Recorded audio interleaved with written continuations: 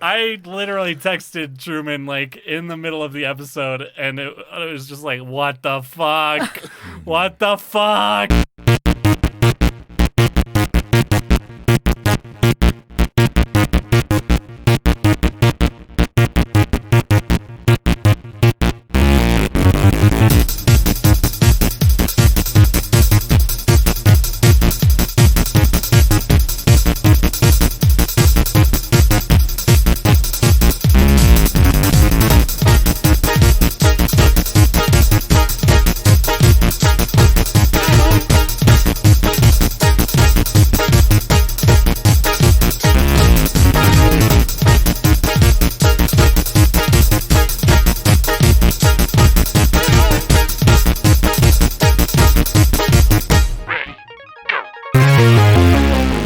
Welcome to the Rewatchers on the pod. You're here with me, Tyler Harris, and Gwen Hammer, Tyler McKinley, Justin Hammer, and our special returning guest, Truman Blanchard.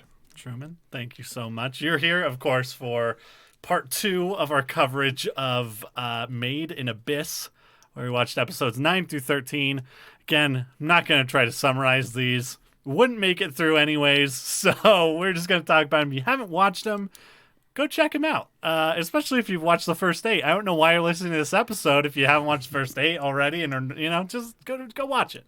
But yeah, so this is, just to kind of clarify, this is the end of the show so far. That's correct. There's going to be more at a future date, right? They've said the rest will be a TV show. So there's a movie Right. that is out that covers the next story arc from the manga. Okay. And in theory, there is another TV show as a follow-up to that is currently in production. Okay. So Interesting.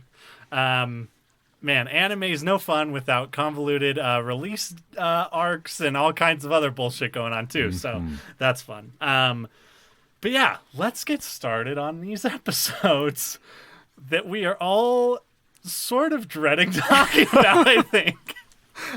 Because as much as there was some wild stuff that happened in the first part of this show, it gets wilder.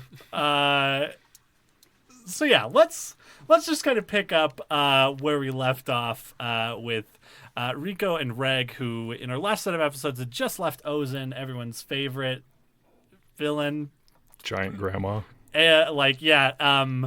Without feeling God character. I don't know, whatever she is. And she's the inspiration for the new Resident Evil 8 Giant Grandma. Yes, true. If you are into that giant Resident Evil lady, oh boy. How about a woman with, what are they called? Thousand man wedges? Yeah. I still don't know what they are, and I love that I don't know what they are. That sounds like a hairstyle of the modern era that I just don't understand because I'm old. Yeah. I'll take a what is a 1,000 man fade? wedge. I don't know. Anyways. I mean, her horns, she says, are to cover up all the scars she has on her head. So maybe it is the 1,000 man wedges are what she puts under her skin and the name of the hairstyle. It is, but she styles it. Oh, okay. I was Like just making sure I horns. didn't miss like that it was made out of something else. And, like she was like Tim the Enchanter or something. Yes, that's Ozen, the Tim the Enchanter stand-in for Made in They Abyss. call me. I wonder if I took a picture of Ozen to different salons, how long it would take me to find someone who would do it for me. That sounds like something you should do. Go to probably 5th grade me and I would try and do it for you. I was already trying on myself at the time.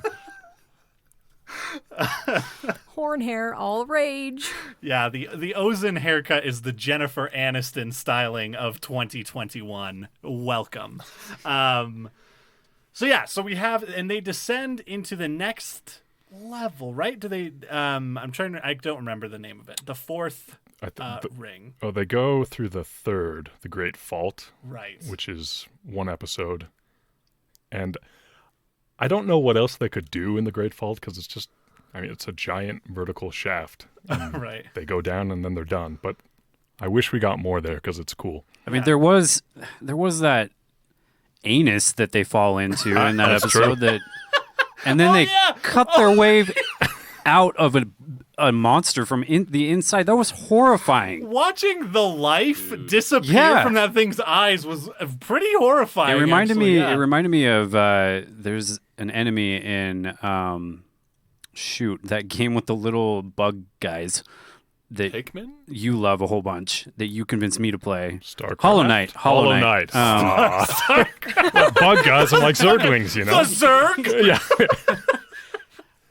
There's some enemies in Hollow Knight that are like balloon-esque weirdos, and You always feel so bad for killing them, too. they explode. They like with fly around as juice they're everywhere. dying. Yeah. It's like, ooh. That was awful. I did not like that scene. Yeah. It looked so sad. Gears Sorry. of War 2 vibes when you get swallowed by the giant worm, which is probably my favorite sequence in a video game ever. Because you have a man dramatically yelling, "They're sinking cities with a giant worm," and then like full commitment.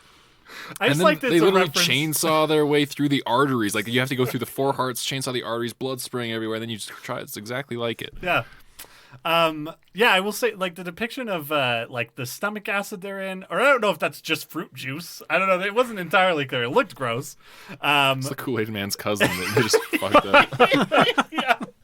Like, it smells like berries in here, or whatever it is. He Anyways. lived in the abyss for a bit, and that's how he looks now. Yeah.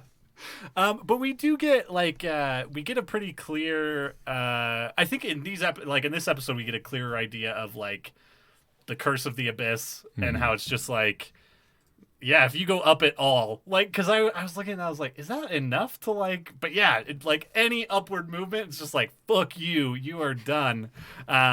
This is we experienced the hallucinations for the first time in this episode, right? Yes. As she's carrying Reg up the slope there at the end. Yeah.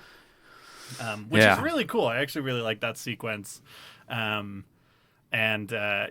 like that we get that episode with her. It's all her essentially because Reg has used his cannon and is like incapacitated, and it's cool to see. It's cool. I think this episode is really great because you see that she is like very knowledgeable and like very prepared for most things, but is also just fucking rushing into stuff. Like that's why she ends up in that gross balloon man in the first place. But I think it's a really great character episode for Rico, and something where we get to see like, okay, she is she has these weaknesses, but she's getting stronger, but she's still got a long way to go. I think that was a really fun episode for that, for sure.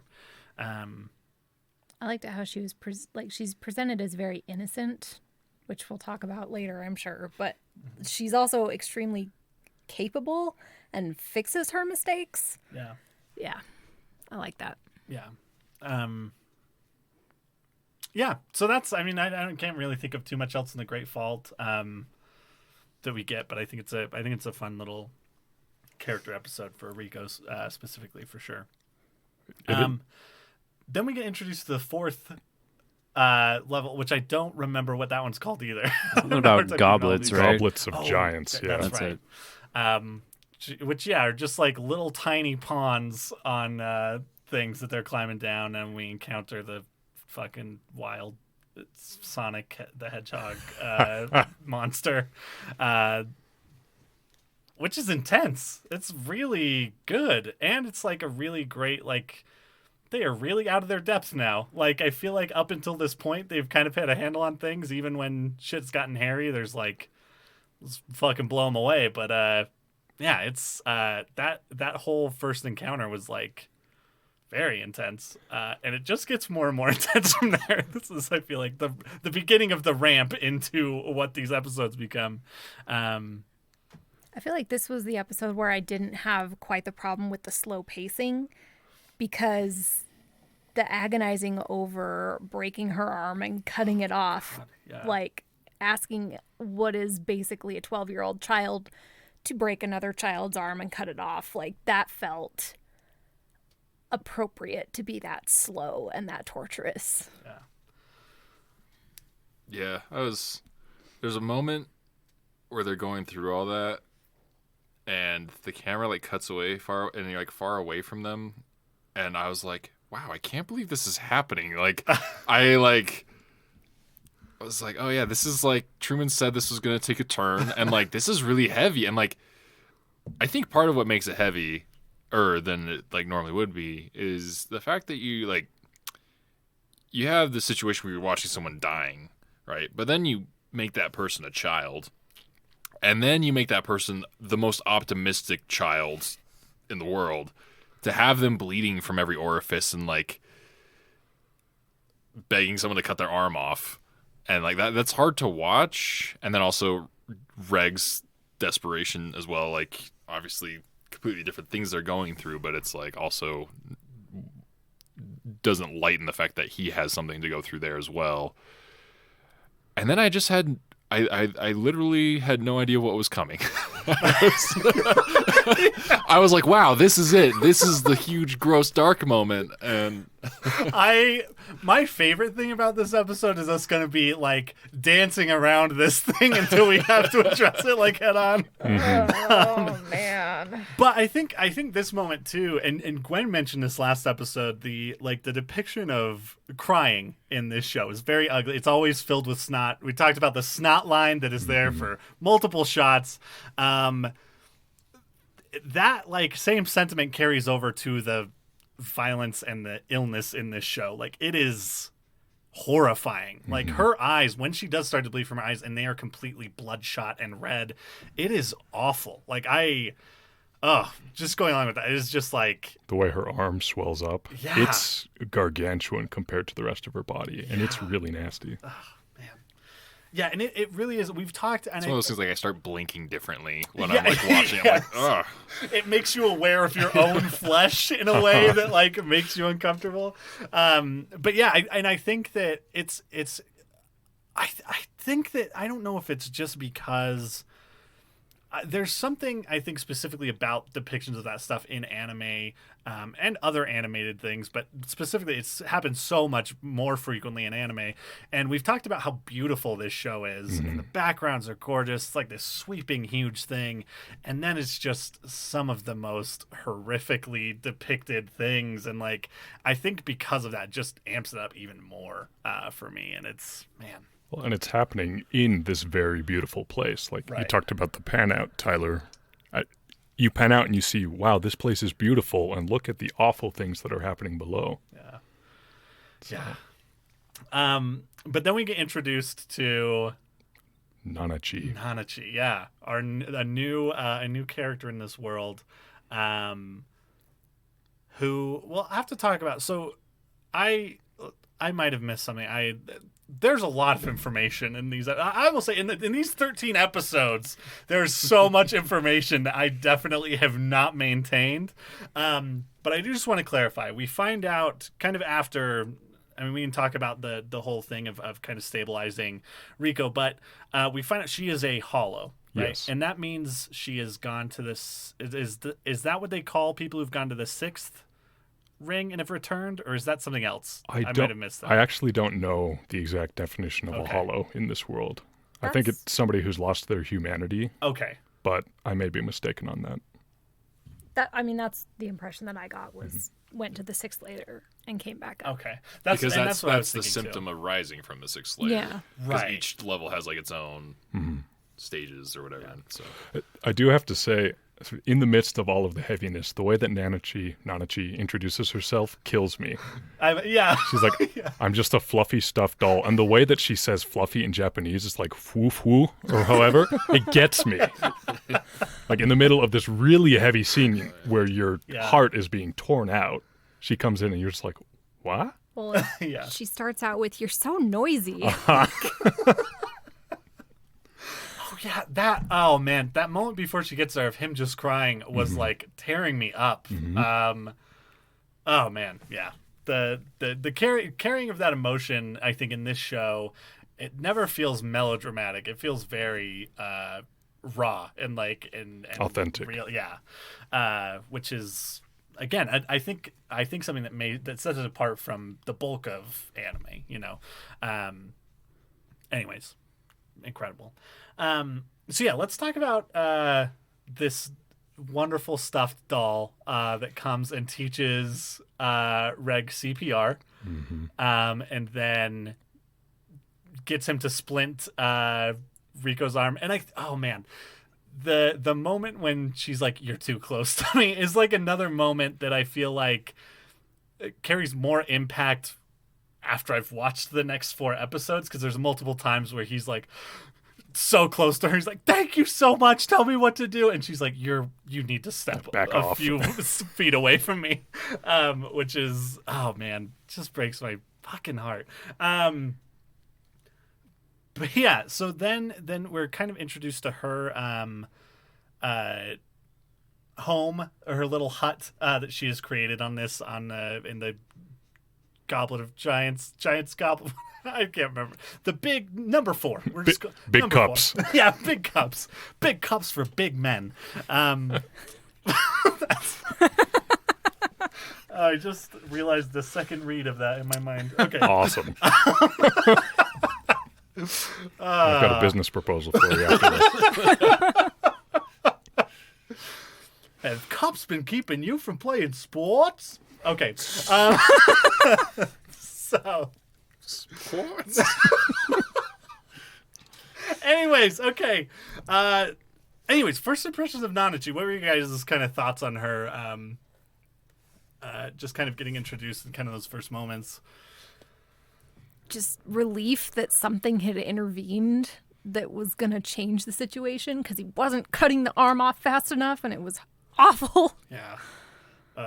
The sounds at that point too are like, because I was like, oh, we're about to see a fucking knife go into a child's arm, which you don't, but you hear it, which is just as bad. And then, yeah. Oh, God. Anyways. I was expecting to not like this character from the visual. I was like, oh, it's this anime character. Yeah. Fuck. Yeah, The this trope one. has arrived. I was right? like, God damn it, I hate this character. And Servicing a specific corner of Reddit. and I mean, she is definitely not that. Yeah. And not what I was expecting. Because I was honestly expecting fucking what I don't even know. The kid from Cowboy Bebop, the redhead with the goggles. Fucking hate that kid. And yeah, and so that's what I was expecting. From the art that I saw on the Amazon little preview, she's on it, so I was like, oh, there's that fucking character. And that fucking kid from Cowboy Bebop. In all my anime. But yeah, no, I really like her character. I love pretty much a lot of things about her. Like, I love the voice effect they used on her. It works really well and was not obnoxious like I was expecting once again. She also, that her attitude and demeanor is not just a quirk. It's something that you see reasons for later. Like that whole, like you said, like the don't touch me thing, and just all of that. Like just her coldness, even like it's her being like, you're too loud. It's like, oh yes, after you watch these other episodes, like I see why that's her first way of interacting with people. Like, yeah, I don't know. This show has done it a couple times for me, like with Ozen and both her now. It's like characters who I was not expecting to be annoyed by and frustrated with, who I come to really like and also be traumatized by. Well, and I think maybe you explained why. Like I don't think I realized it till now, but it is. I feel like both her and Ozen represent fairly recognizable anime tropes, but in this they feel like fleshed out characters with like wants and desires, and they're not just there to serve a story purpose. Like there's like, I think, more fleshed out and like character driven reasons for them to exist, which is really cool. Let's talk about I feel it inching closer. Let's talk about Reg kind of going out and kind of the tasks that he's sent out on, because Nanachi is going to make this medicine, and we get just like the fucking good boy Reg just fucking ready to do whatever, out running and just dominating the shit out of some fetch quests real quick. Catching fish with his bare hands again, which is so sweet. I love that. It's so good. and we're introduced to like this incredibly weird, fleshed out creature, the shroom bears, who are really cool. I actually like as they were describing that, I was like, "Fuck, man, this is a cool this is like a really cool piece of like world building and stuff that they're also using in really in interesting story ways and that stuff." And then we're introduced to Nanachi's friend, Mitty. It's a horrifying reveal. Again, yes, Yeah. extremely. Just a Cronenbergian creature that is in a closet, essentially, I guess. The noises she makes. Yeah. I just like the entire time she was on screen, I could feel my face just like, oh my God, why? Yeah. Oh, man. And yeah, and we're told immediately this is her friend person. Yeah, who returned from the sixth layer and has obviously fallen prey to the curse that lives there. Also, so it is in these episodes, because it's not the last episode yet, but there are a couple flashes that we get of Nanachi's like backstory. We just get like these very brief moments of her bringing a cartridge or something specifically to this white whistle dude with like the most unsettling white whistle design we may have seen yet. Just these two hands like clasped. And he looks like Zero from Borderlands 2. Like I was going to say a member of Daft Punk is like kidnapping kids. Yeah. God. The How are they making those sounds? Orphans. Little orphan boy. Oh my gosh. That's a real deep cut. But yeah. So, but we get a couple of those, and we also get her like leaving. I think prior to that, like with Mitty and kind of getting a sense that she's escaped from this place. I'm trying to think if there's anything else with Reg and Rico before that. Before we talk about it's more fascination with buttholes and sticking things up them. You know, yeah. Oh, God. I think, I don't know. I can see why that would come off weird, but contextually it does make sense. Like, if she's going to choke on medicine, suppositories do exist. People Right. do take them. So I feel like if that was the only case of butthole obsession in this, then I would say yes. better than a yardstick. But since we've had multiple, I'm going to talk about this later too. I think we talked last time about maybe some of this blame resides with the creator of the manga more than necessarily the anime. Yes. I think there's reasons being found to show some of these things and talk about some of these things that don't need to be there, that make me uncomfortable. Is it a cultural thing, or is it the author is a It's weirdo? Okay. And I can't tell. I feel like a lot of times it's played for humor in weird ways that feel like just the tonal shifts sometimes can feel really jarring. I don't think that moment is in particular. I think for me, that moment, it's just and I don't know if it's a translation or localization thing, because it's like, oh, they can't take it orally. You have to put it in their butthole. Like, it doesn't Yeah. feel like it's like very clinical until that moment. Until butthole. Yeah, exactly. It's like if your doctor ever was like, and then we'll put the medicine in your butthole, like you would leave. I think that's just how New Jersey doctors say it. Like, if you go to a hospital in Jersey, that's how they refer to You it. gotta take the Xanax every morning. You gotta place it in your butthole. Listen, you're so stressed out. It's gonna hold it just fine. So we've confirmed Nanachi is from Jersey. Remind me not to go to Jersey. Huh? I was going to say, there's a reason I've never gone east of Colorado. I'm going to stay over here. I mean, there's the trope of mass holes, right? Yes. Yeah, no, and no, my impression of New Jersey people is 100% accurate. Nothing to be questioned at all.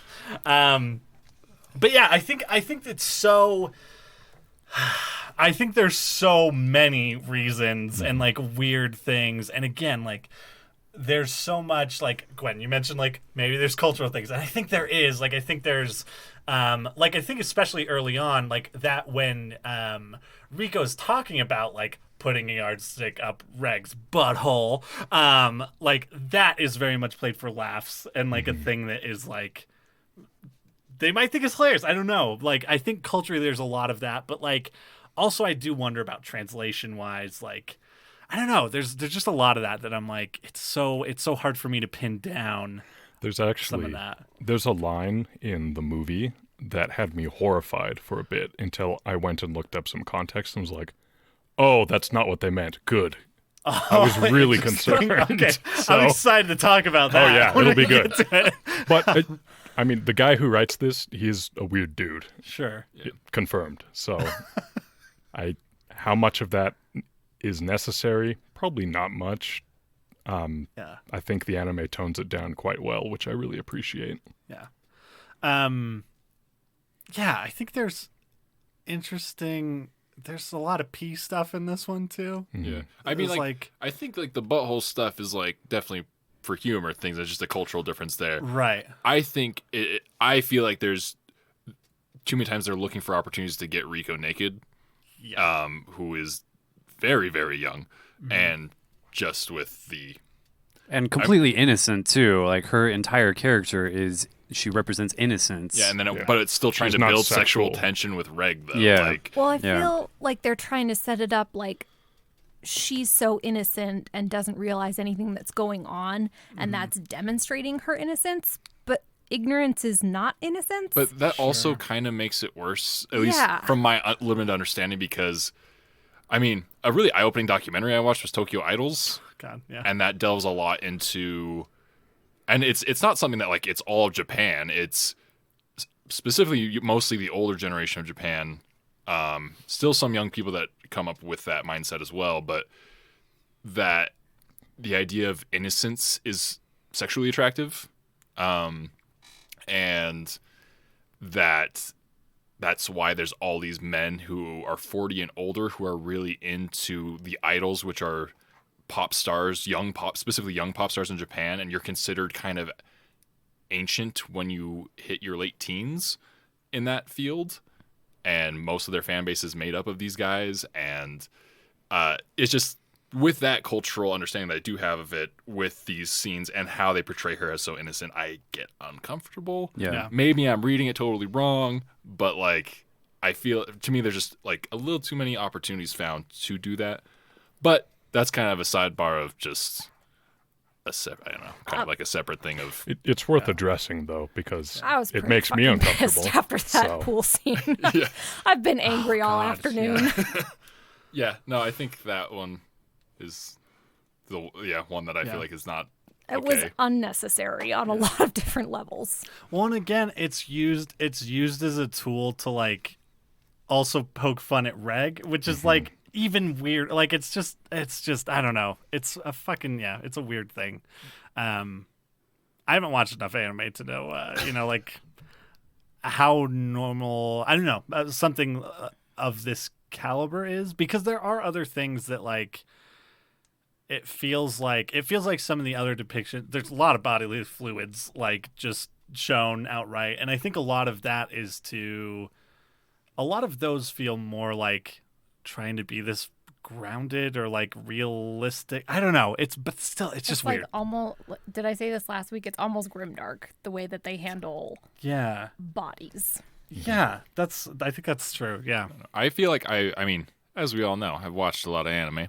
Res And, an expert. Yeah. And I feel like surprisingly, and maybe it's because I've seen like US cuts or something, but like I've dodged a lot of this type of stuff until recently, and it's come fast and heavy. Like it's like every anime I was trying was having underage nudity shown to me and sexualization of underage female characters.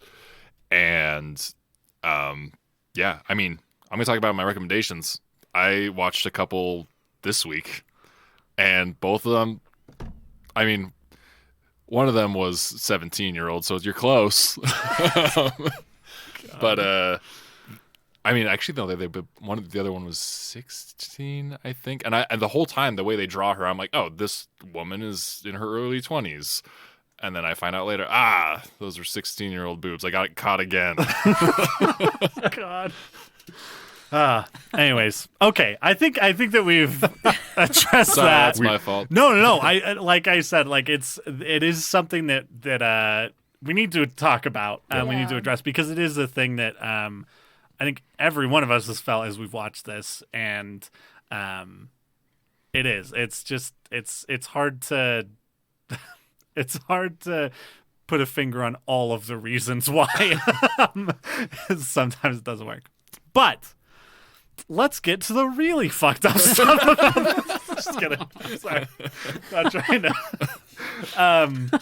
But for real, fuck this next bit. Basically, the last episode of this.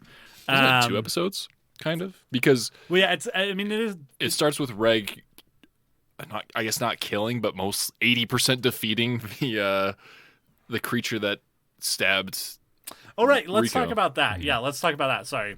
Yeah, let's talk about him kind of going back and finishing the job on the Orby? Orb piercer. Orb piercer. Thank you. Orbed piercer. He pulls a Kansas City shuffle, or as the new kids are calling it, the Kylo Ren, and pretends to go one way and goes the other, and grabs it by the ball. The wiffle ball. Yeah, that's what I was gonna say. It looks like a wiffle ball, or like a really holy quaffle. I will say one of my favorite moments in this, just prior to this, is basically he just has a walkie-talkie now, and like in a show where they are willing to explain everything, he's like, "Wow, what's the technology behind this?" And I'm just like, "I don't know, I found it." Okay. Aren't relics cool, guys? Yeah, it's like obviously at some point he's like, "You fucking get it? It's a walkie-talkie."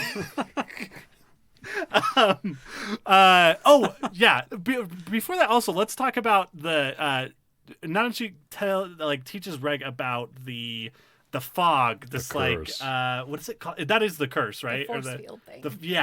I can't remember what she calls it specifically, but yeah, that is what causes the curse to come upon you when you poke through it and all of this, which was kind of fascinating and cool. And I hope that there's more. I assume maybe there will be more about that later.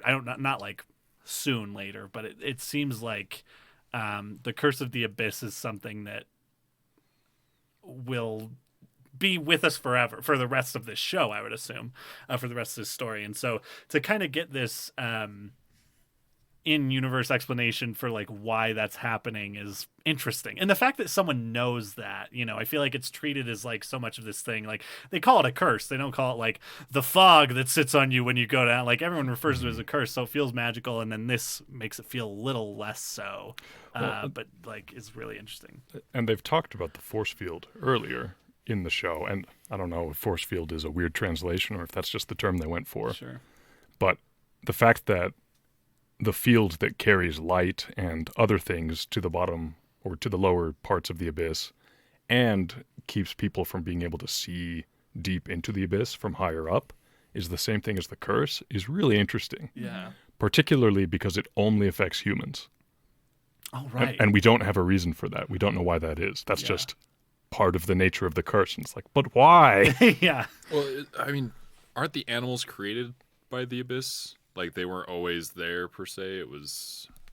Oh, I thought they explained. I thought. Well, maybe I just assumed that. I guess They But might yeah. have. Like I said, there's so much information in the show. I've already probably forgotten. But yeah, it does. It does half of serve that. like an interesting theme of like how like everything it does is meant to get you to go down, like Yeah. and keep you down. Oh, interesting. Like Yeah. it's bringing light down. It's making everything so you can see. And like if you try and go up, nope, fuck that. You want to go down. Like so, it's like drawing. It wants people in, whether to eat them or do what with them. I don't know, but I'm sure we'll find out if the show ever gets finished. Yeah.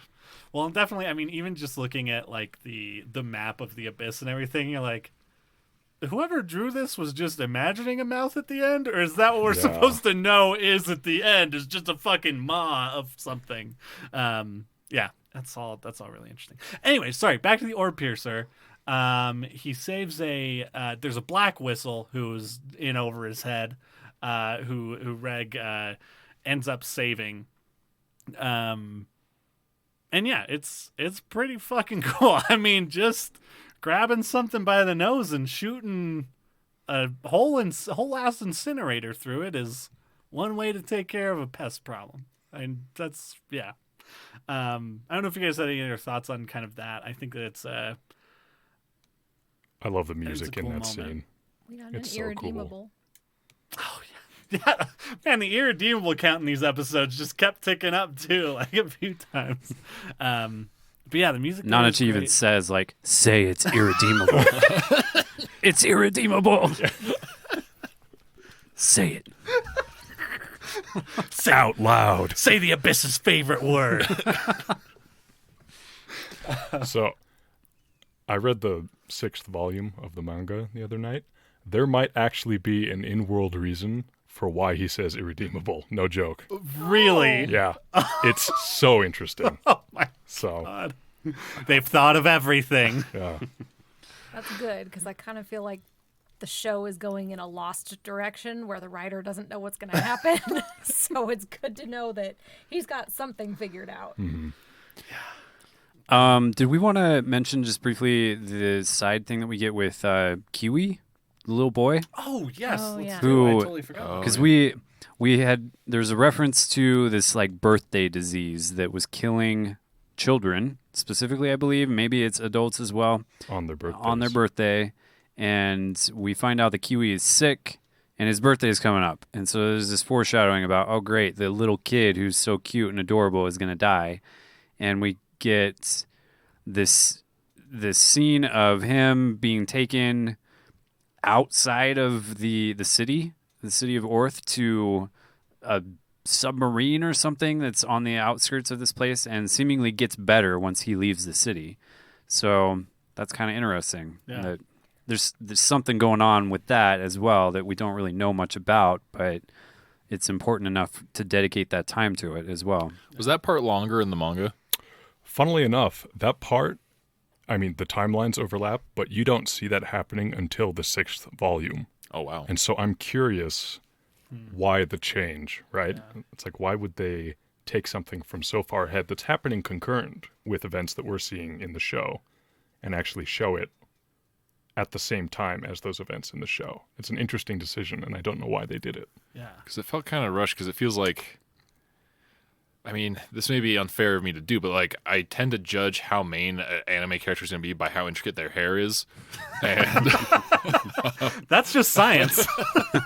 this girl had fucking intricate hair, so I was assuming Yeah. she was going to be around longer, and she was just there and gone. I mean, she might make a return, but like, I don't think that arc is over.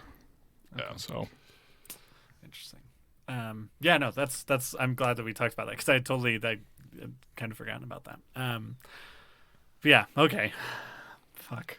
God Can I damn it. just point out that the abyss from above looks like a popped pimple? ew. Just saying. Yes. There's nastiness You and have it's some getting doozies. out. Yeah, I was gonna say I've never seen that level of acne. Luckily, abyssal acne. It's Start sucking things in. Ugh. My face wants more. Yeah, so this is a story about the Earth's puberty, essentially. It's just all coming together. Or that's the Earth's butthole. And we're just sticking things in it. It wants things in it. I need my medicine. I mean, they do talk about fecal transplants these days, right? That's all this is. They do. Everyone's. I was gonna say they. I'll say I think. We're really doing everything we can to avoid talking about this. Okay. This episode. All right, I'm gonna get us there. the So, bottom. So Reg shoots the spines off of the orbed piercer, and Yeah. Nanachi sees that he has the incinerator. Oh right, yeah, because she is unaware of that.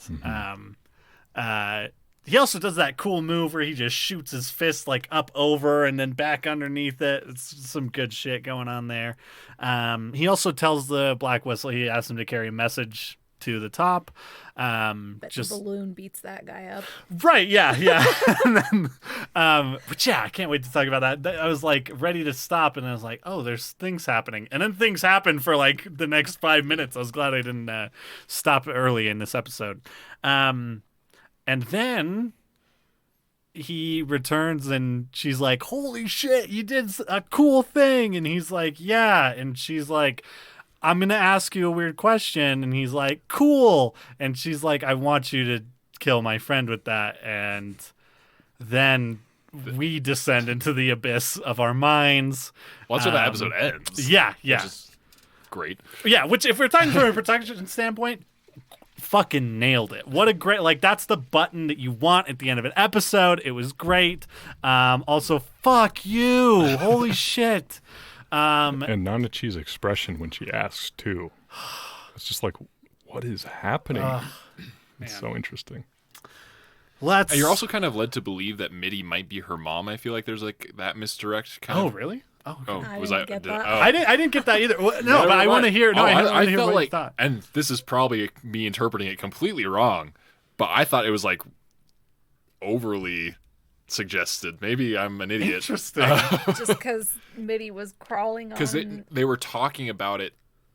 Reg and her, I believe, are talking about Rico's motivations and her mother or something. I could be misremembering that. Someone is talking about Rico's mother, and that Mitty crawls and it cuts to her being on top of her, looking her directly in the eye.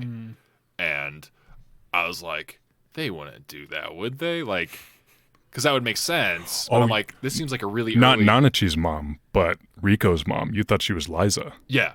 Oh, Interesting. I did think that as well. Okay. Yes. Okay. All right. Yeah, I didn't pick up on that at all. But that's Yeah, really. I thought you were talking about Nanachi's mom.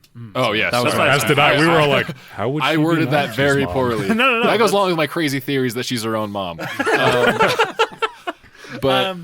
Yeah, Oh, it's okay. to set the record straight, you thought she was her own father. And the secret of the abyss is finally clear. the show ain't over yet. But yeah, no. So for a while, I was like expecting that, and then when she wanted her to kill her, I was like, "Oh, this could get interesting."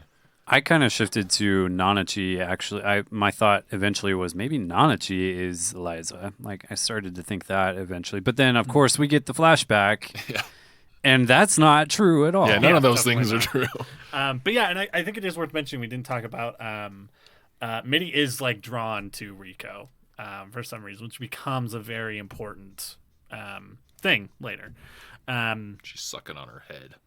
Yeah. Which yeah. I'm like, and then she's like, "Gosh, just let her do her thing." I'm like, I'm not gonna let that thing suck on my friend's head. The level which I hate getting saliva on me is pretty high, so I don't wish that on anyone else. You should come play with my dog sometime. Dude, this is why I'm not always playing with dogs. I love dogs, but their way of showing affection to me is the thing I hate most. As a listener, if you've been wondering why Tyler isn't always playing with them dogs. But yeah, so then we get the beginning of episode 13, which highlights an even darker, grosser part of this world than we've seen to this point. We've seen some shit. But we What's see... that dude's name again? Does anyone remember it? Bondrude? Bondrude, yeah. Bondrude? Yeah.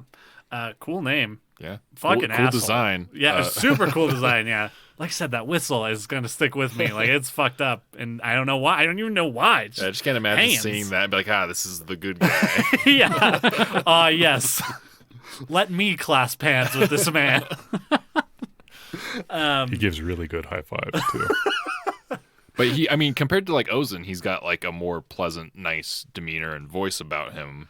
Sure. Which does seem more trusting and believable as to why these kids, like, if this was Ozen trying to convince all these children to come with her, I wouldn't believe it for a second. Yeah. So it's like he's like essentially becoming the Fagin or Miss Hannigan of Made in Abyss, just to throw two musical references out there.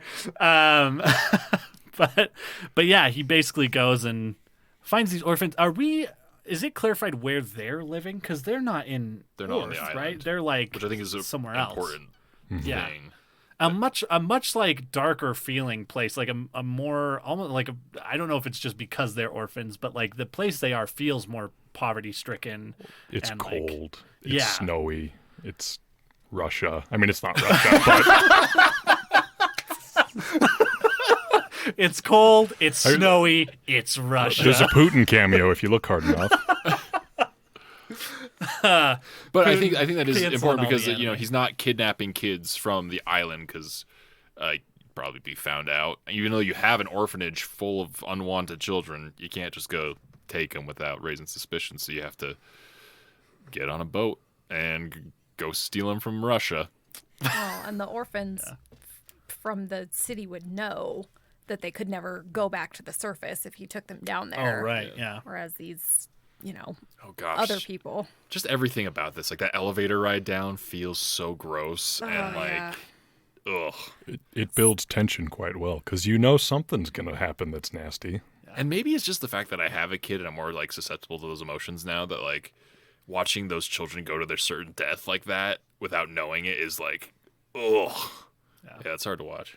That, as an aside, that's something that's been interesting to see in myself as an adult. Like, I played BioShock when I was 15. I loved that game. It was so cool, right? Mm-hmm. I had a hard time when I went back to it because of the little sisters. I'm like, there are children I know this age who I love dearly, and it's hard to see them like that. Oh, that first one you run into where she's like crawling away is like, ugh. Like, I don't feel good about me. Yeah. I remember the first time I was like, I've never harvested one. I guess I'm going to do this. And then I did it, and I immediately turned it. I was like, I'm starting over. I will never do this again. Ending that timeline. Yeah. Like, oh, there's a different ending? Don't care. Do not want to live in a world where I know. I totally get that. But yeah, so we get this whole setup. Obviously, like, not that she feels like this. I mean, she is an outsider, even amongst the outside. She is the very fringe of that group because she stinks. She is, anyways. She's a little nerd. Yeah, likes she to is. Yeah, she's read. just got her book that's carrying around. What did you say? Excuse me? She likes to read. Look up and he's Yeah, that little subtle side eye was just Well, shot I- like a- subtle. I started saying it and then I realized it did fit someone in this room, so I had to direct it. Because none of us read. What book? What's a book? I don't know.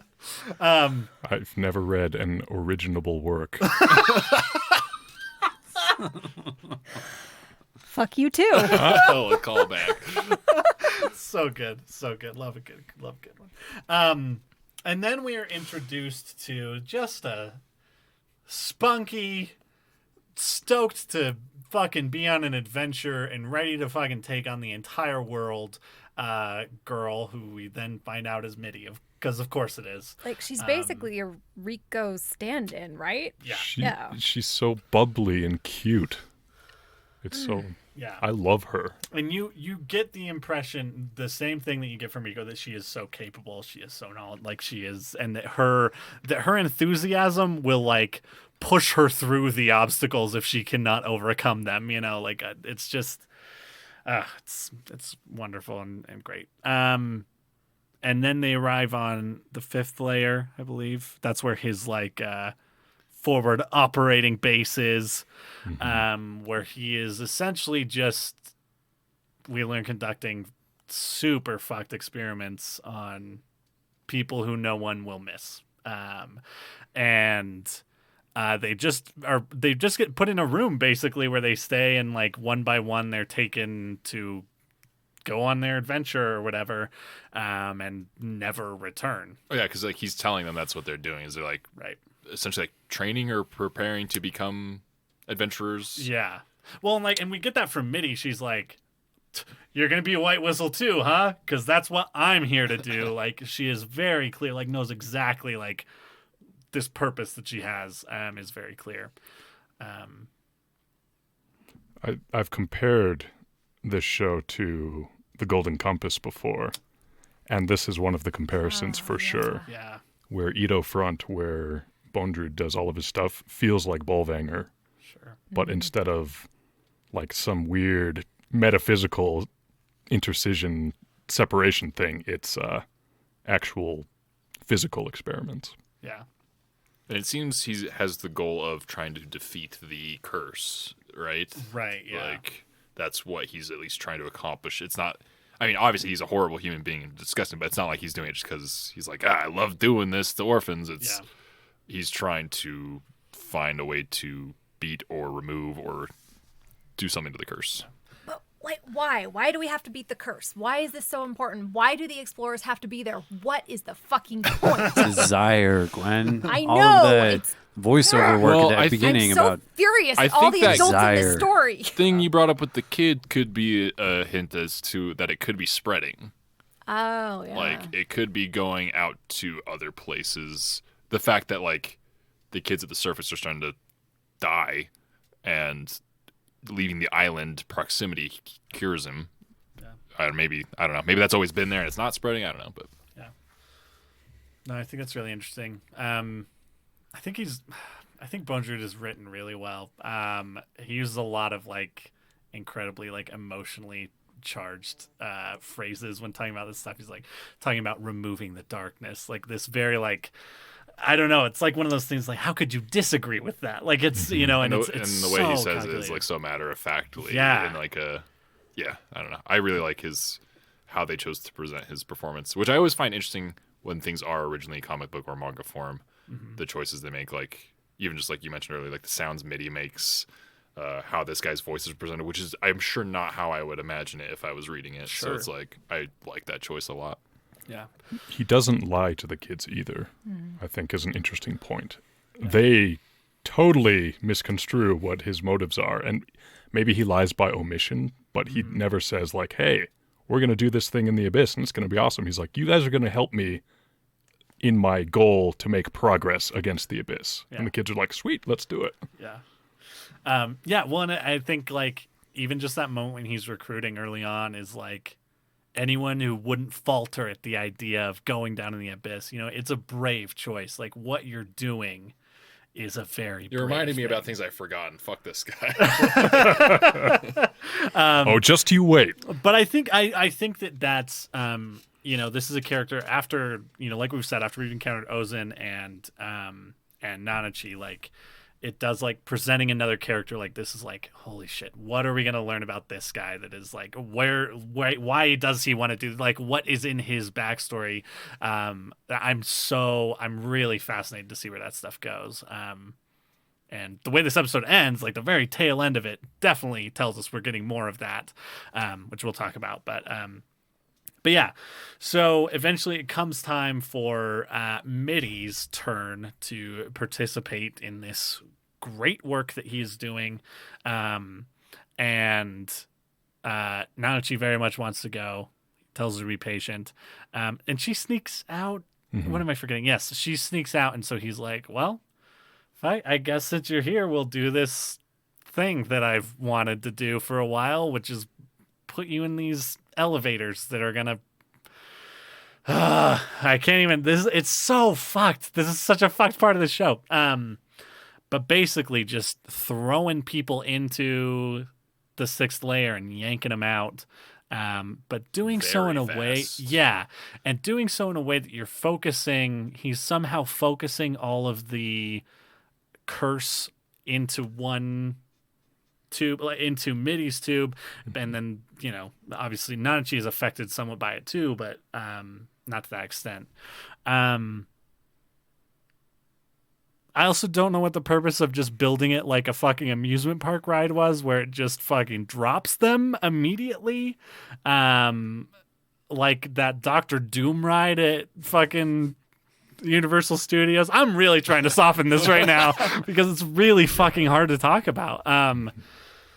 Yeah, I mean, because you could definitely present this in a way that is still, when you think about it, would be disturbing, but is not as disturbing to view. But much like the arm scene, you're there for the whole thing, and once again, it's children, and they can see each other, and the drop down is horrifying enough just because of the knowledge of what's happening and being there. Get it? Them being at the bottom and seeing all these gross husks of hollows climbing all over their tubes and then getting yanked up, and then Mitty just screaming and her watching her slowly melt. And you're there, you're there for the whole thing, and it's a good choice. It's a good choice because you kind of need it to get the gravity, I think, of Nanachi's character. I don't know if it works as well if you're not there for that moment, but it's hard to watch. It is hard. Yeah. She prays, too. Nanachi does. It's the only time in the show we hear her pray to some god. She says, basically, if there's anybody listening, I finally found something that I treasure. Don't take it away from me, please. Yeah. I mean, it's so incredibly hard to watch. But I think what you mentioned, Tyler, like, it does make what we see in the latter half of this episode work in a really effective way, and gets you on board with this other fucked up idea of her asking, you understand that question, and you understand why it's hard, and you also understand why she was able to ask it, though. Quick question. Is it insinuated, or did I just come up with this, that Bondrewd, or whatever his name is, experiments on Mitty after this has happened? Is that what was going on? It's more fucked up. Like, there's time that passes where Nanachi is separated from Mitty, and it's where they find out she can't die. She's regrowing her limbs or whatever after being experimented on, and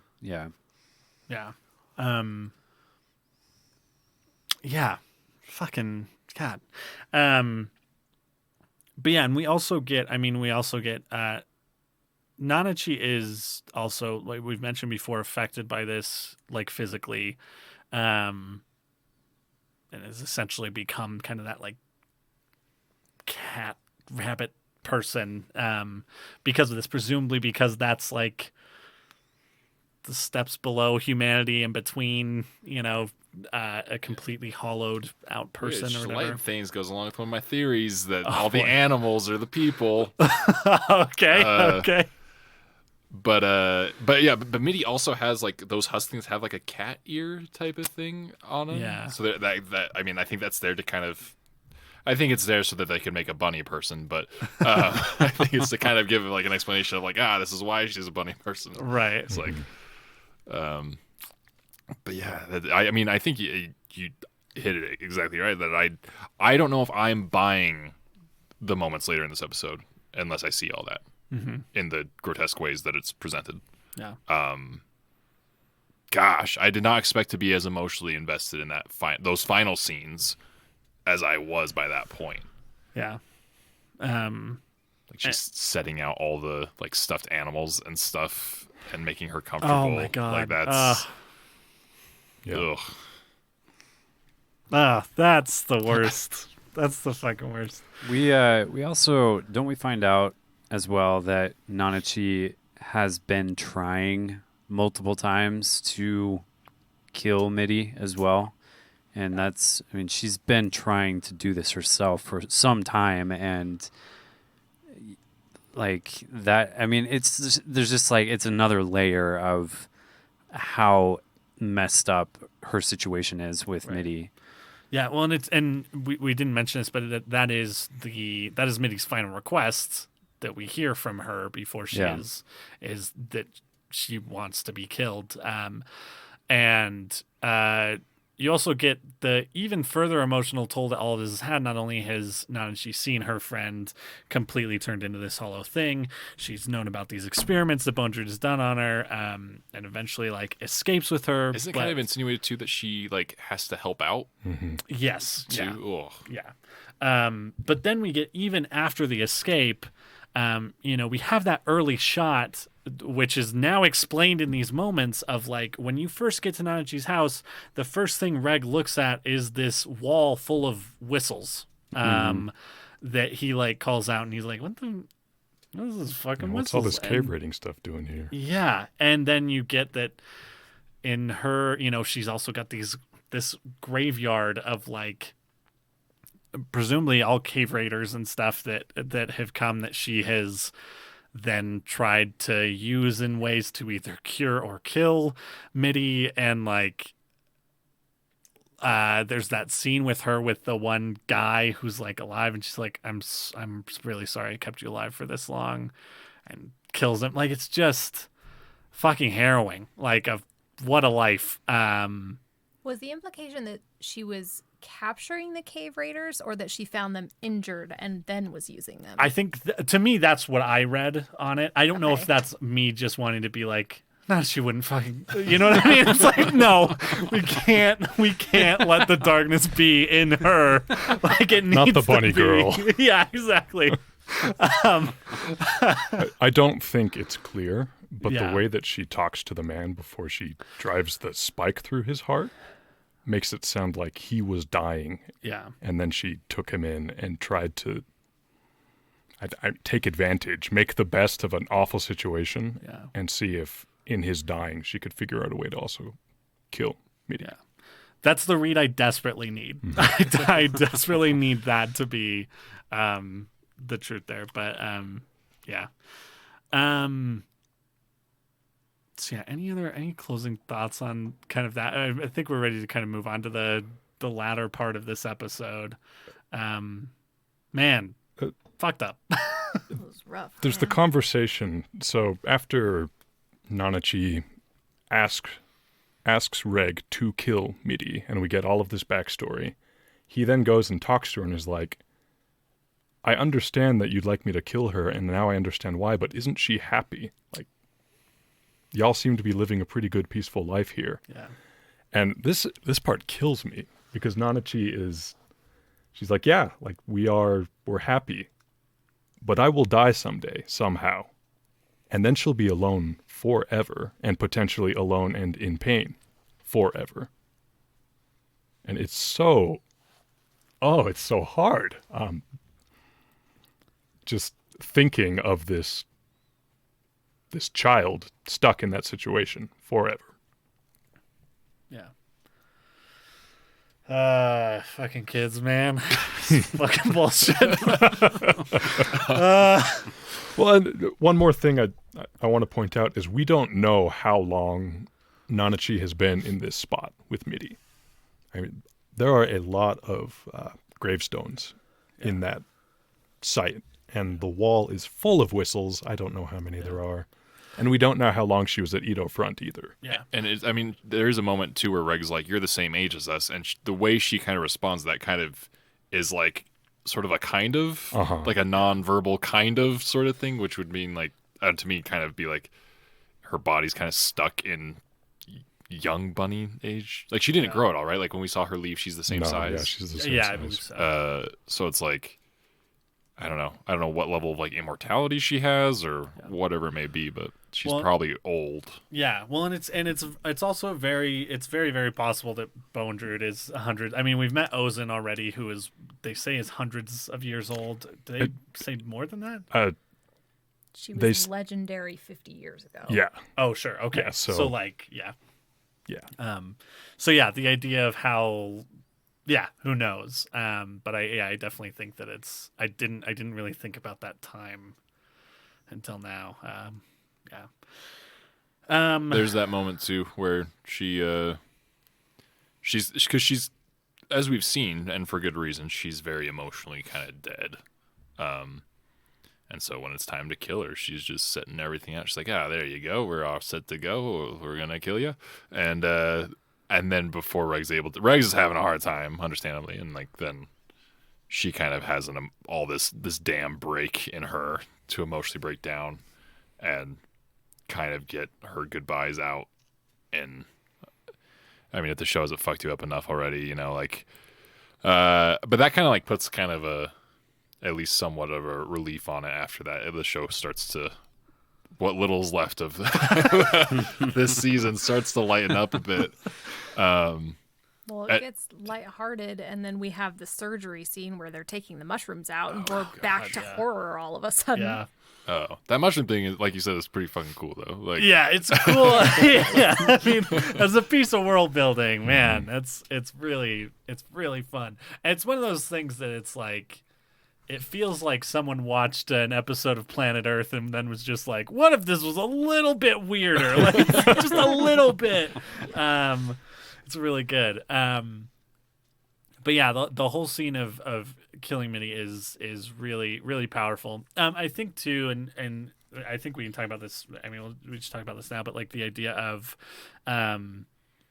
Minnie has one eye, and it's kind of like insinuated as maybe her final, like her eye is maybe like the final foothold she has in this world or something, this thing that at least Nanachi is still recognizing fully as Mitty, which becomes very important when Riko wakes up and mentions like, wasn't there someone else here? Which is like, but that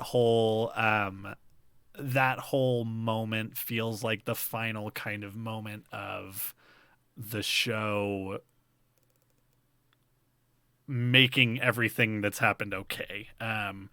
Because you get, I mean, like we said, that whole sequence of watching Mitty's transformation with Nanachi, like, is the thing that kind of gets us in the headspace to understand and know why it's happening while still being really fucked up by it. But the show does go out of its way to give you like another final thing that's like, no, really, like Riko basically just saw this distraught and horrified girl that was distraught and horrified the entire time, and we get the answer to Reg's question of like, well, aren't you guys happy? Like, isn't she happy? And it's like, no, she wasn't. Essentially is the show doing that. And I appreciated that and was glad. I can see a version of me that's like, that's the weaker choice in the story. Leave it, But as a viewer, I was like, thank God. Like, I am so glad. that she was like, hey, you can lift the curse just by doing this. Well, no, I'm not saying that. And Rico's like, guys, we got to do this You thing. should have fed her that shitty soup. It's the Konami code. It'll fix her. Just do it. No, I'm not saying that. I'm just saying like No, the idea of leaving that open. I was just you know taking it what I to the mean? next level. God, Speaking, I just need 3 flowers. The ones that are right outside. No, God. speaking of food, though, that's another thing about Nanachi that I love is she has never had good food in her however long she's been alive. Yeah. She ate garbage when she was an orphan and lived on crappy protein bars when she was at Edo Front with Bone Druid, and then she can't cook at all. Yeah. And we also that I love that part of this, like the there's like so many just choice phrases Some kind of describing food. discharge, Some right? kind of discharge. That's like one of them. And then when Reg is like, if Riku eats this, she'll surely die. I love the like inner monologue of Reg, because it's always just like you get the feeling that he only holds back the things that are like real goofy or weird, like him just like these really like sarcastic or kind of like jabs at other people, like him hoping that the journal that has him drawn naked in it is just lost. It's gone forever, yeah. It's like the sarcastic thoughts of an adult, but he fully believes them. Right. Yes. Yeah. Yeah, they're totally earnest. There's Yeah. which is really good. But yeah, the other time when he finally cooks and he takes a bite of his own cooking, is like, the smell of excrement is filling my mouth. Yep. And it's funny because the moment just preceding that, when Nanachi tastes it, she just gets this supreme joy on her face. And you're like, oh, Reg knows how to cook. And she's like, this is worse than what I made. Like, just that joy is really, really precious and wonderful. But yeah, so we have, and then we have, I'm trying to remember the moment that, oh, I guess we don't see Riko wake up. We No. just have Reg wake up and she is up. And they have this really sweet moment where they just say good morning to each other. And it's like, I was like, that was really tender and wonderful. Yeah, and then, man, I feel like I've released all this weight that I'm holding, and like now I'm like, and then the rest of the episode happens. I was just glad that the other part was over. And then now she does eat real food eventually that she cooks, Right. which is both equal parts like precious and heartbreaking at the same time. Yeah. That she's like, this is so fucking good. Like, I've never had real food. Yeah, and then is it the awkward bath scene? Is that what's next? I think so. Yeah. That's before the surgery, so yeah. Yeah. right. Oh yeah, surgery. Yeah. What? There's always got to be a bathhouse scene, and there's no bathhouses around, so they had to make one. It's true. It's an anime. You're not an anime until you get banned from U.S. television for your bathhouse scene. Words to live by. Now we're in an anime. Yeah. He said, sitting down in the bathhouse. Yeah. Wasn't authentic yet. Yeah, and with a lot of the stuff that we've already discussed, some supremely uncomfortable moments. And then now that she's just taking it all in. Yeah. Well, and it's I can't watch this as she stares intently. Yeah. Well, and she makes like towards kind of her last thing that she says is like about Reg finding his treasure as well, you know, which is like this very sweet and tender reference to like her earlier on. But yeah, it maybe doesn't have the full impact of that based on what else is going on in that scene. There's an interesting difference between the manga and the anime in that regard. Same scene, same thing crops up, but in the scene in the manga, Riko realizes what's going on and blushes and then covers herself. Like she's seeing Reg as a person instead of as a robot. And honestly, there's a better way to do it than that scene. Yeah. I think, but There are just so many. Like, I get what they were trying to accomplish. There are better ways to do it. Yeah. and for the bath scene, I'm a little more lenient towards that, I think, than some of the other stuff. Because, I mean, I've been a 12-year-old boy, and it's awkward. It's uncomfortable. Yeah. So, Yeah. But yeah, we after that, is it? I'm trying to remember what happens after that. they ask Nanachi to join. Right, is Yeah. that's basically in the episode, right? Is them asking and her accepting their invitation, which I'm so glad. And doing the preparation to leave. And Yeah. New theory. Oh boy. Oh not boy. not to stay on the bath scene, but the origins of Reg. Why was he invented? What do we need him for? Why can he get erections? A robot who can get erections only has one real purpose, people, and it's to replace the human race. And so that's what he's there for, right? Because someone somewhere knows that the curse is spreading and humanity is doomed unless we start procreating with robots. Look, I just barely. This is still a very raw theory, so it's not fully concocted yet. What I have heard is the most Japanese theory I've ever heard. Which, I mean, maybe you're right. I don't know. I assume that we'll find out very soon if that's true. Oh gosh, I hope not. Yeah, I mean, if you got a better theory than that, let me know, because I can't think of a better reasoning for any of that shit. Yeah. Well, I mean, I can't. I've got nothing to dispute it. It could happen. I've seen some shit at this point in this anime. There's Yeah. there's the scene. So after that, there's the prep montage where they're just getting ready to go, and I love that. It's Yeah. really cool.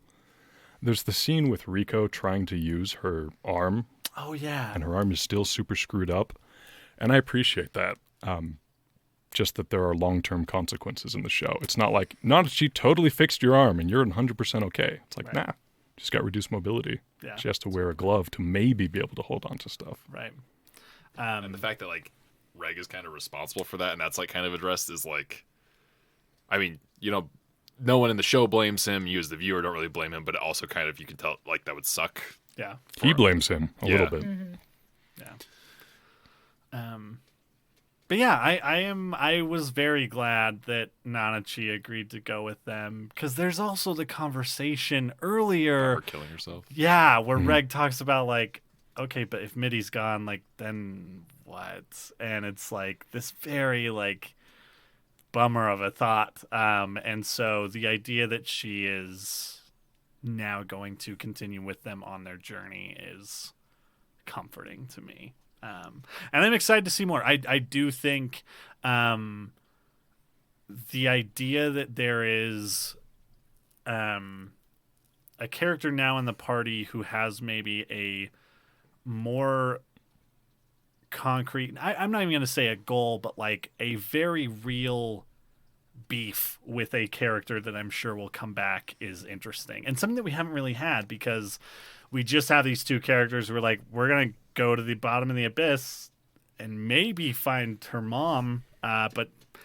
also very likely not. And so it's like every step is kind of this unexpected thing. And so I think it's interesting to have a character that like we have a very clear idea of like when these characters cross paths with Bone Druid, like there's going to be some real shit that goes down. And I get the feeling too also that like that's kind of changing what type of story this is. Sure. Like up until now it's been there's been people in it, but it still feels very much man versus nature.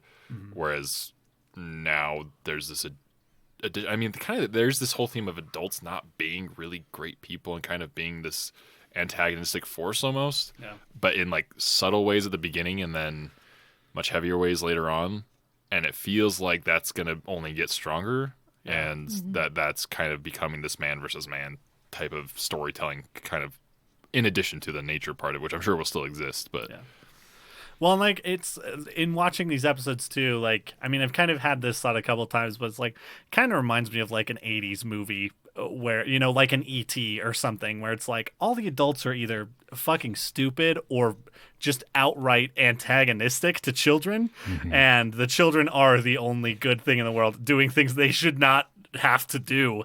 But yeah, it's really interesting. I'm super excited to watch the movie, because I honestly have no idea what it is going to be, you know, and I do really like that about this show. But yeah, it's a cool ending. I was very excited by the ending. We just talk about the end credits, kind of the thing that plays out during the credits, that montage, and of them sending the balloon up, and like the cool tension that they make with that, where it's like it makes it to what's her name? Marulka? Something. Yeah, I think that's Marulk.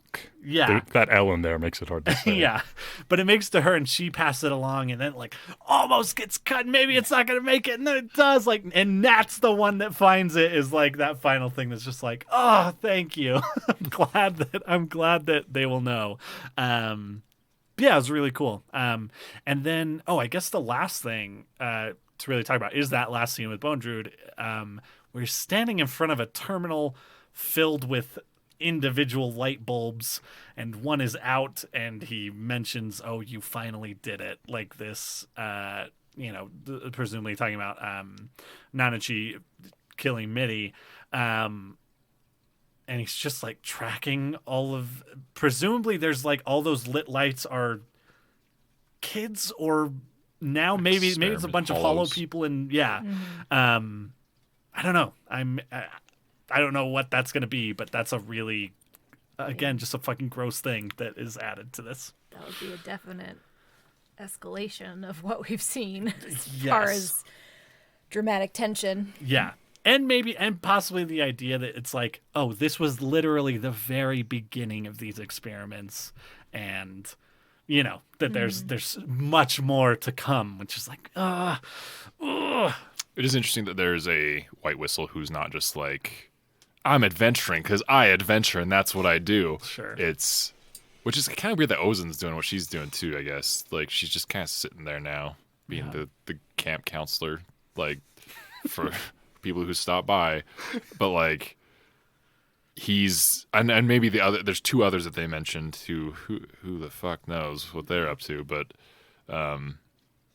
the fact that he's not just, it seemed like Liza, literally that was her life. Like she was just like, I go up and down and I bring shit back. Sometimes I get pregnant on the way. And like all in a day's work. I'm a white whistle. I'm here to whistle. Yeah. That is something that's interesting too, is you start the show with the presumption that all of the cave raiders share an agenda, right? It's like it's this big unified thing. There's a city built around this pit so that people can all accomplish this goal. And the more you learn about the White Whistles, the less true you realize that is, and it's really interesting. Yeah. It's, like I said, if nothing else, this anime builds a fascinating world in a really cool way. And I mean, I kind of joke about how much information there is because, it is ridiculous. Like to think about like the phrases I'm saying into a microphone that I had never heard until, a week ago or whatever. Like there's so much there. And it is really fun to watch it unfold. I'm excited. So we are going to be watching the movie next week. Remind me the name of it, Truman. Dawn of the Deep Soul. Dawn of the Deep Soul, which is only available. You can stream it, but it's only available to purchase at this point, I think, right? Rent. Right. I think that's scummy, but yeah. What are you going to do? Yeah. Wait, where is it rentable? Sentai Filmworks. Excuse me? Sentai, I think. Yeah. What the hell? Which I think we should talk about because maybe we'll try to watch that together next week. But yeah, if you that's where you want to go to find it to see the next chapter of Made in Abyss. The to this point, final chapter as far as animated Made in Abyss goes. But yeah, we'll be covering that next week. And then I guess we announced. Have we decided what we're doing after that? Are we doing? I don't know. I don't remember. Damon Lindelof. Well, if we're doing Leftovers, Leftovers was on the I think- table. I think Pun intended. I didn't know we for sure decided that was what I we don't were know that doing, we but, have. Tentatively, sounds good. We'll plan on it for now. But yeah, that's kind of what's coming up next for us. Maybe something different if we decide within the next week or so. But the Leftovers, another HBO Damon Lindelof HBO show that I really love. That will be fun to talk about, I think. But we'll go ahead and talk about that next week, or talk about Dawn of the Deep Soul next week, and kind of let you know what we're doing from there. But for now, we'll go ahead and take a quick break. If you want to email us or talk to us about any of Made in Abyss, Twin Peaks, Game of Thrones, whatever, anything that we've watched, let us know at rewatchersonthepod@gmail.com or follow us on Instagram and Twitter at rewatcherspod. And we'll be back in just a moment with some recommendations. Bye.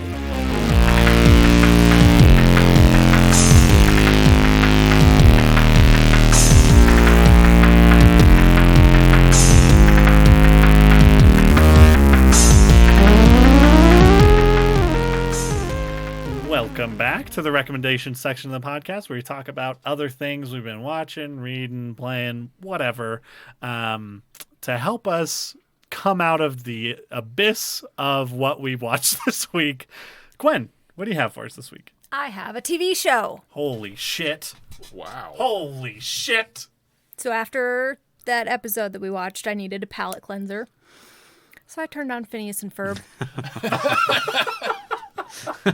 It's fucking great. Turned it on in the middle of an episode, and it's a platypus pointing a magician's hat at a man. And Presumably not a magician? maybe a stream of bunnies shoots out like a cannon. And it's just delightful. Those bunnies all have a really dark backstory. They're the cast from Watership Down or something. Man, can you imagine weaponizing Watership Down to shoot at a man? Oh, the most cruel of weapons. I will say, Gwen, last night you said to me, you would love Phineas and Ferb. And since you told me that, I'm not sure how to feel about it. You should at least try it. Okay. You should try it. Okay. But yeah, that's it. Good. Phineas and Ferb. Good shit. Tyler, what do you have for us this week? So thanks to this show, this has been like my Japanese week. I've only participated in Japanese media. And only one. You only have one of these. It's never anything. Any Week other of the time. month. It's Japanese week, second week of every month. Go with your hair all anime style. I mean, it's not the only media I partake in, but it's probably the only like non-repeat media I've partaken in. So I've mentioned this band before, and I don't think they're great, but they're not. The first thing I ever saw them was an instrumental track they did, and I was blown away. I was like, wow, this is fantastic. Then I got into their discography and found they had a singer, and I do not like the singer. However, they just released a new album. So the band is Bandmade, BAND, dash MAID, right? And they dress as maids. It's Japanese girls dressed as maids. Let's not be weird about it. And they fucking shred. Like, they are really crazy good. Their bassist is fantastic. Everything about, it almost like makes me wonder. I'm like, how are there that many Japanese people who are this good at shredding and no one talks about them? Like, is it fake? Like, is it like? So I don't know. But their new album is called Unseen World. It's just a conglomeration of photoshopped fingers together on the cover. And we're gonna be honest. About midway through the album, it's kind of like they've run out of tricks. It's like everything that was cool about this is like being recycled and nothing. So the first like 3 or 4 songs I highly recommend, and the last song on the album. So if you want to hear some crazy shredding, and if you're okay with like Japanese Hayley Williams, go for it. That sounds great. Oh, actually, no, I have a non-Japanese one. Beach Bunny released a new EP that I like. I don't think there's some choices production-wise that I don't love, particularly on her voice. But it's good. There's a song on there called "Blame Game," which is I don't like to blow the horn of the woke culture too much, but like I've never heard a song about this subject matter, which is essentially like blaming women for being raped, essentially, especially done in like a pop punk tone. So like there's not a lot of like songs about this subject matter, so maybe this song isn't that great. It's just the fact that it's original that is fun, and fun's the weird word to use for that song, but like just enjoyable and engaging. And once again, they do what Beach Bunny does and just captures that feeling of being in high school again, without like any restraint, like almost to a cringe level, like, and I have no shame in enjoying it. Then more anime that I watched was so there's a movie that I didn't watch this week that I will highly recommend to everyone if you haven't seen it, which is 13 Assassins. And it's very, very, very good. It's got a very disturbing scene at the beginning, so watch out for that. The guy who directed that directed another movie called Blade of the Immortal, which I have been wanting to see for a while, and I hadn't. I learned this week that is not an original movie. It is based on an anime, which is based on a manga. So I started watching the anime first. So I still haven't seen the movie, and I've seen about 3 or 4 episodes now. My recommendation is wait for my full review.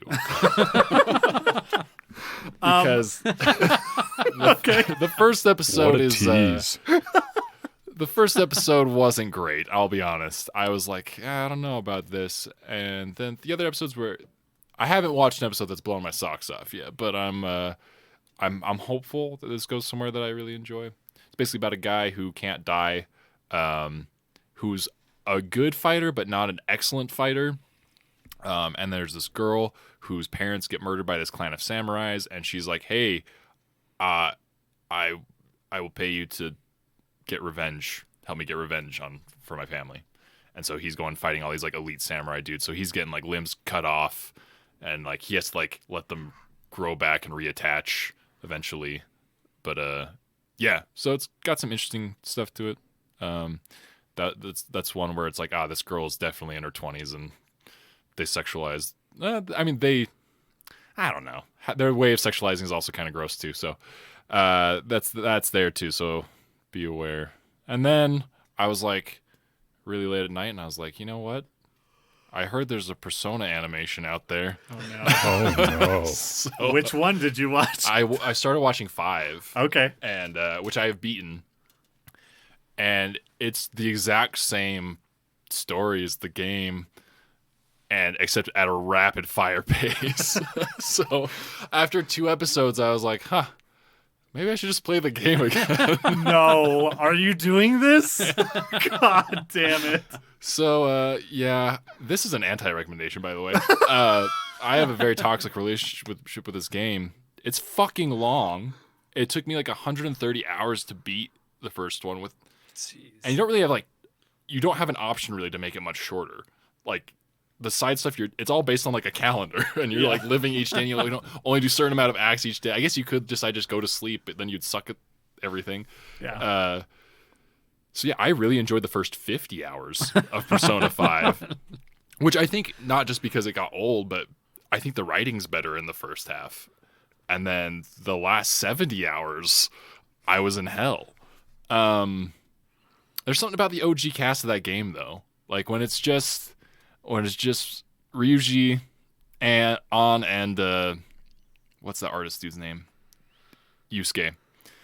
OG crew of Persona 5, fantastic. Once Futaba joins the mix, I'm fucking done. So that's where I might play to now. So I'm playing it again, and I'm probably just going to stop once Futaba arrives on the scene. Now, I'm going to say this only half jokingly. What about Persona 4? I've never played Persona 4. I'm just saying, I almost bought it this week. I have played Persona 4 twice all the way through. I never finished Persona 5 because I did get to post Utaba and was like, there's Yakuzas to play. But Persona 4 might be the better Persona game, in my opinion. But I also am of the mind that probably the first Persona you play is going to be the one you have the highest opinion of, maybe? I don't know. But anyways, I love Persona I'll probably 4. try 4. I mean, It's great. It's on Steam now. It's great. I was hoping to get 5 on Steam and see if there was like any mods to skip some bullshit, but apparently not. Yeah, let's talk more about Persona after the rest of it. I've taken up too much time. Okay, Justin. Just real quick, I have finally restarted playing Sekiro. Yes. So good.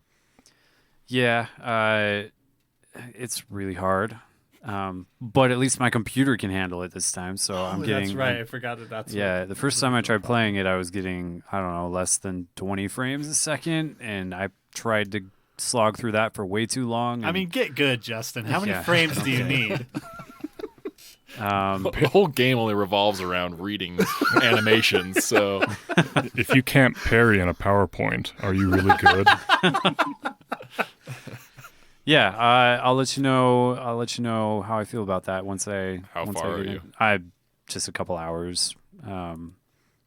Like the first, I think I just got past like the very first like tutorial mini boss guy where you're introduced to the mechanic where you have to like do like enemies have multiple death blows that you have to do, like you have to stab them more than once. That's like as far as I've gotten. So Gotcha. it's not. I haven't even gotten to the first boss that's like riding the horse yet. So Gotcha. yeah. Yeah, I'm still working on my playthrough still, and there's this guy called Seven Spears Ashina who fucking sucks, and I hate him so much. He's awful. My wife overheard me yell the phrase, "Get 7 fucked." At the screen today, or not today, this week. So, Cool. Yeah. Well, You got that to look forward to. all right. You fucking OP piece of shit. Sweet. Also, I have watched the first 3 episodes of Lovecraft Country. That's the name of the show. Lovecraft Country on HBO. And I am really enjoying it. This last episode that I watched, episode 3, was a lot of fun. Like a haunted house ghost story kind of thing, and it was just kind of cool. I really liked the first episode. The second episode wasn't as much fun, and I'm interested to see kind of like how everything moves forward, like where the story is going to go, because I have not read Lovecraft, so I feel like I'm missing some references and maybe like a bigger picture of kind of I don't know, like correct me if I'm wrong, but it feels like each episode is kind of taking a Lovecraft story and sort of like playing on that idea, and like each episode is sort of its own little story, but they're also moving this overarching story forward. Is that kind of what's happening? Yeah, Maybe. Yeah, Okay. I think. Yeah, I have a lot of complicated thoughts on Lovecraft Country, but I do think the thing that it does well also is the thing they set up in the very first. Not the very first, but like the second scene when he is riding on the bus and talks to that old lady, is they are taking these pulpy adventure tropes and specifically looking at them through the lens of being black in America in the 50s. Yeah. The setting is really really cool. Yeah. It's a lot of fun. Yeah. So I don't remember how many episodes there are for this. I'm assuming 9 or 10 or something. Yeah, I think there's but 10. Yeah, I'll probably finish that up in a week or so and let you know what I think about it when I'm done. But so far, I'm really enjoying it. Cool. What you're talking about, like, I feel like your impressions of the first few episodes are pretty on par with where I'm at. So I'm excited to see what you think of the next couple. And now that you're watching, I'm probably going to go back because I only watched the first half. And I think episode 5 was maybe one of my favorite episodes. And then I stopped because I wanted to wait until they were all out, and I haven't gone back. But yeah, I think I'm going to go back and check those out for sure. Okay, I have just a couple things to recommend. The first thing I want to recommend, I talked about it a few weeks ago, maybe 2 or 3 weeks ago. I'm slowly making my way through HBO's Big Love, which is about a polygamous family in Utah. Which is where we're from, and we're all polygamous, so it's really cool. No, Represent. Yeah, it's great to be represented on TV. We haven't mentioned this, but we're all married to Gwen. Yeah, we practice. Yes, exactly. It's frowned upon here because it's the reverse gender, but we like to live happily. I'm gonna leave now. Oh yeah, this gets a little weirder. Yeah. But it's a show that I'm in the 3rd season now. I think there's 5 seasons. And it's interesting. This is a show that's kind of from, I think, the former, like the very early part of what we have come to call the golden age of television. It started in 2006. And you can kind of see it's definitely not like as well produced as a show like this might be now. But there's some really great performances, and there's some things that they really nail about where the story is set, and some things that they miss on in really hilarious ways.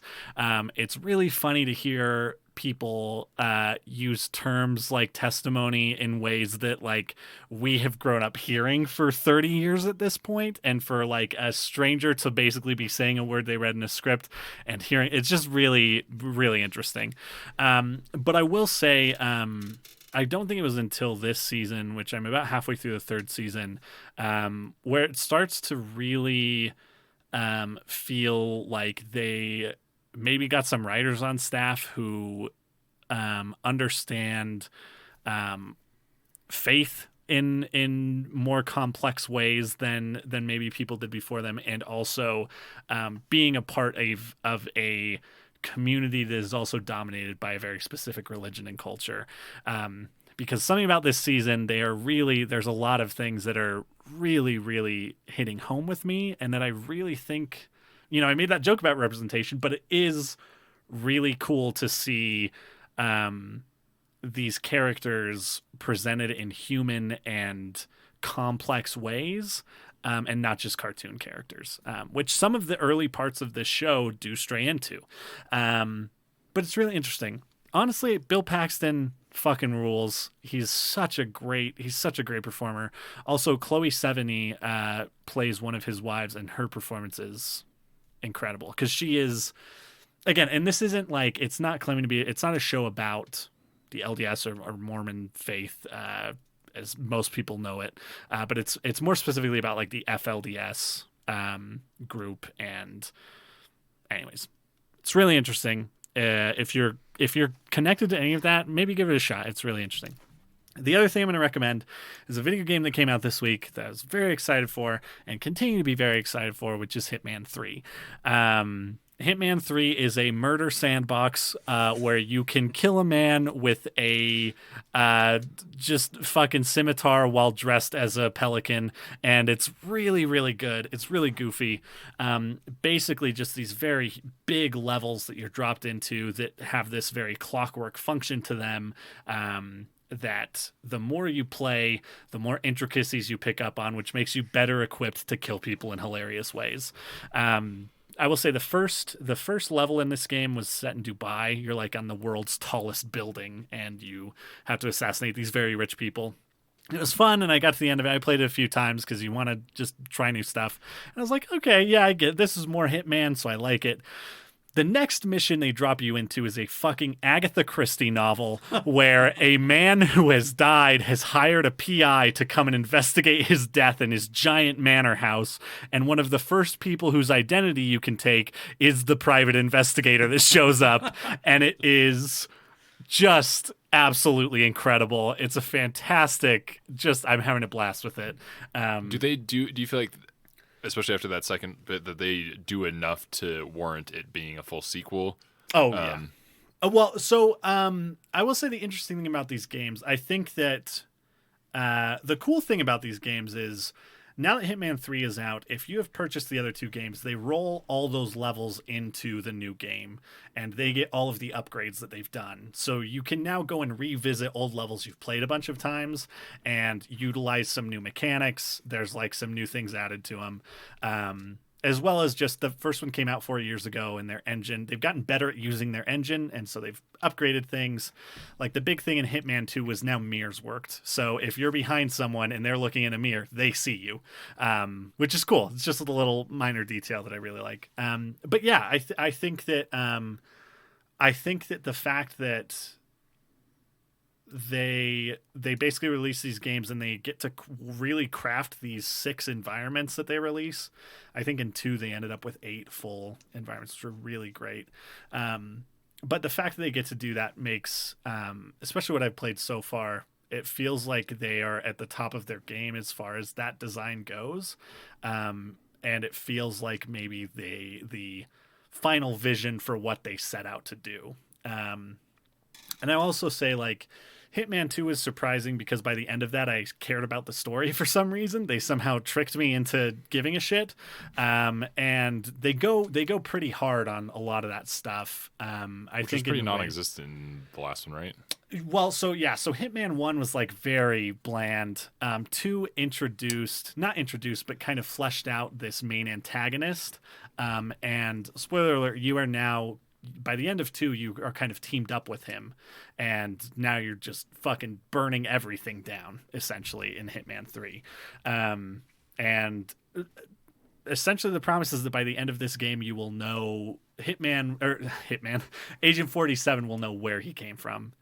Anyways, it's great. I love those games. They're Sure he was a whole lot of taxi fun. service in a Cyberpunk. Oh, okay, yeah, that's yeah. You also mentioned pelicans earlier, so don't we already know? Yeah, exactly. Yeah, he was hatched from an egg. That's why his bald head is so wonderful. But yeah, anyways, it's a great game. If you're interested in some just ridiculous murder fun, check it out. It's real goofy. But yeah, so we will be back next week to watch the movie. Did you have any recommendations? Okay. No. Oh, sorry, that's what I was No, thinking. you're good. So we will be back next week with one more time. Dawn of the Deep Soul? Dawn of the Deep Dank Soul. Deep Dank. Gotcha. Ooh, even more excited. I can't wait to see the dank memes that Rico churns out. But yeah, so we'll be back with that next week. And then tentatively we'll plan on the leftovers, but we reserve the right to change our minds any old damn time. You can't pin us down. but we might be starting that next. But yeah, so you've been here with me, Tyler Harris, and Gwen Hammer. Tyler McKinley. Justin Hammer. our illustrious special guest. Truman Blanchard. Bless your soul. Thank you so much for listening. Ready.